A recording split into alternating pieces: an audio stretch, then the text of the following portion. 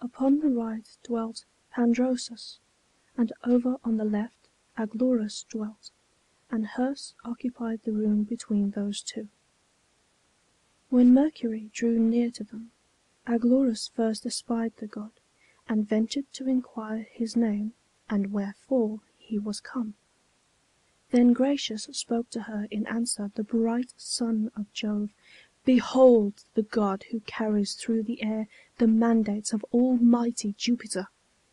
But I come hither not to waste my time in idle words, but rather to beseech thy kindness and good aid, that I may win the love of thy devoted sister Herse."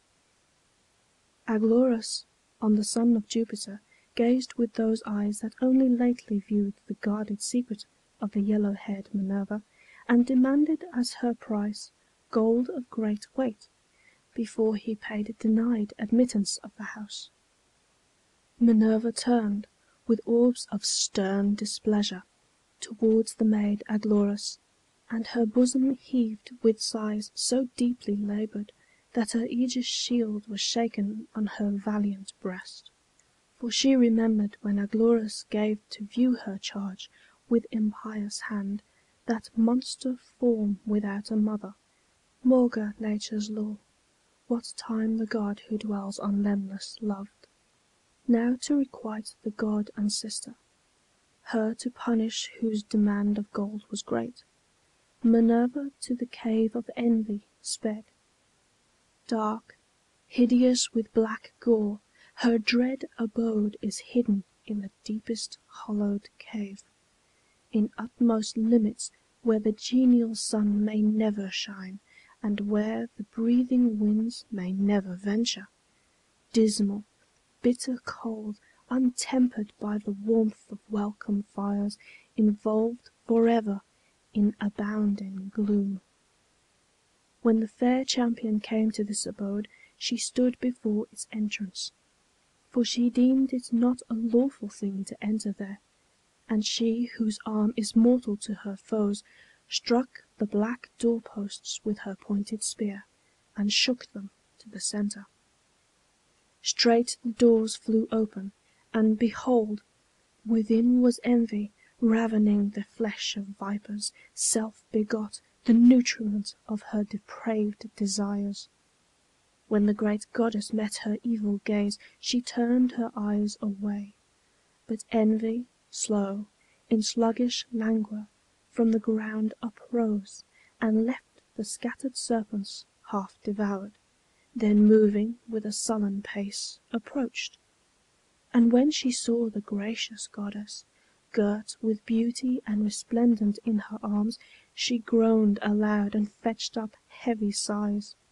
Her face is pale, her body long and lean, her shifting eyes glance to the left and right, her snaggle teeth are covered with black rust, her hanging paps overflow with bitter gall, her slaver tongue drips venom to the ground.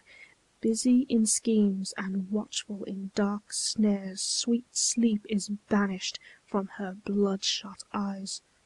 Her smiles are only seen when others weep. With sorrow she observes the fortunate, and pines away as she beholds their joy. Her own existence is her punishment, and while tormenting she torments herself. Although Minerva held her in deep scorn, she thus commanded her with winged words: "Instill thy poison in Aglaurus, child of Cecrops.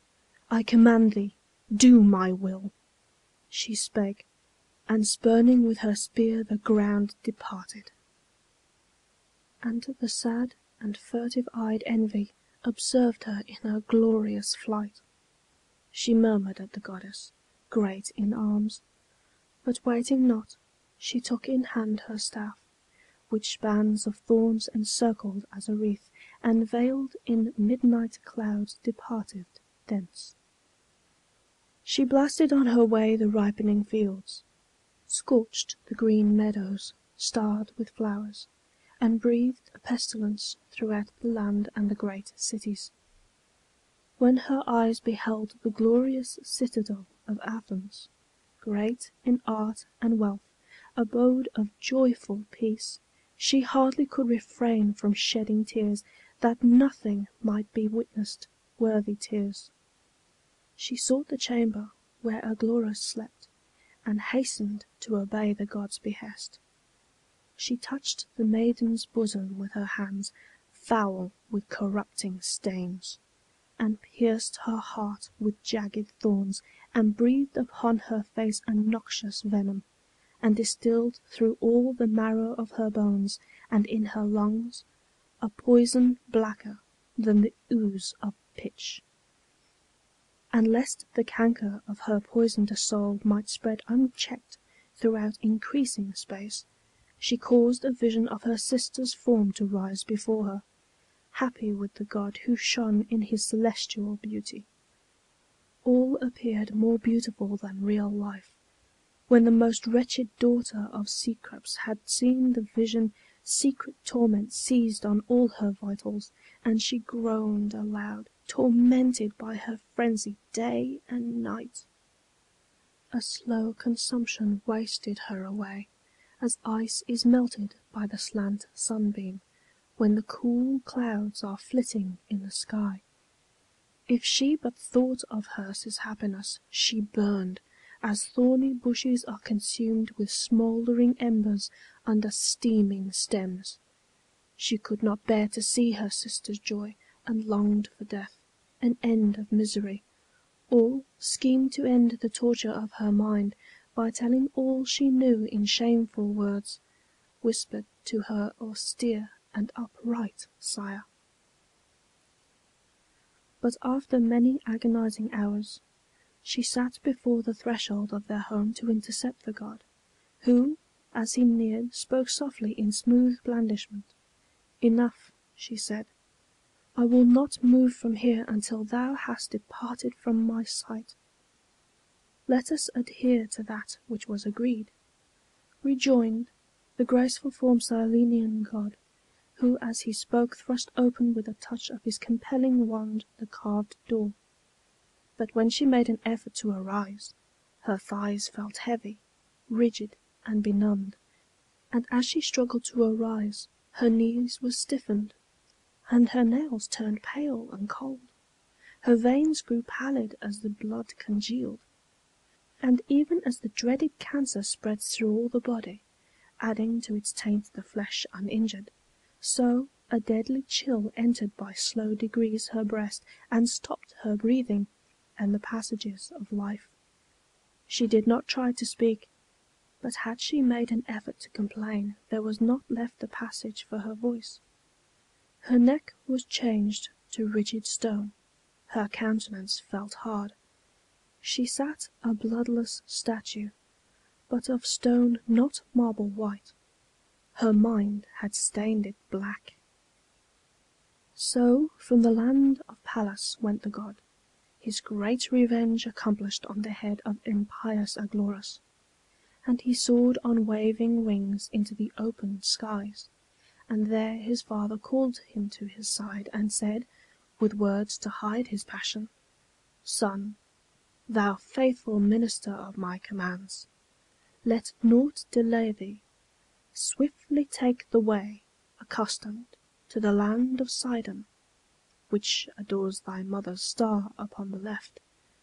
When there, drive over to the sounding shore that royal herd which far away is fed on mountain grass." He spoke, and instantly the herd was driven from the mountain side, then headed for the shore, as Jove desired, to where the great king's daughter often went in play, attended by the maids of Tyre. Can love abide the majesty of kings? Love cannot always dwell upon a throne. Jove laid aside his glorious dignity, for he assumed the semblance of a bull, and mingled with the bullocks in the groves, his color white as virgin snow, untrod, unmelted by the watery southern wind.